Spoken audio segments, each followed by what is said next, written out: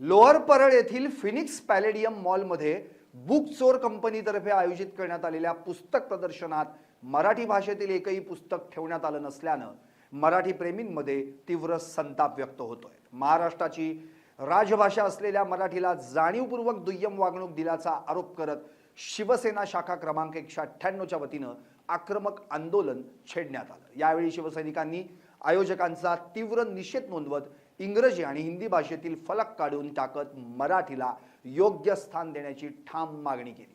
मराठी भाषा साहित्य आणि संस्कृतीचा अपमान सहन केला जाणार नाही असा इशारा देखील यावेळी देण्यात आला। या आंदोलनात नगरसेविका अबोली गोपाळ खाडे, शाखा प्रमुख दीपक बागवे, युवासेना शाखाधिकारी नितीन शिरोडकर, उपशाखा प्रमुख शिवाजी कदम, शशिकांत नांदगावकर, मनोहर कदम तसेच शिवसैनिक राजू वंजारे, राहुल गाला, संतोष अलचट्टी आणि परिसरातील शिवसैनिक मोठ्या संख्येने उपस्थित होते। मराठी भाषा संस्कृतीच्या सन्मानासाठी शिवसेना कायमच आक्रमक भूमिका घेईल असा इशाराही यावेळी देण्यात आला।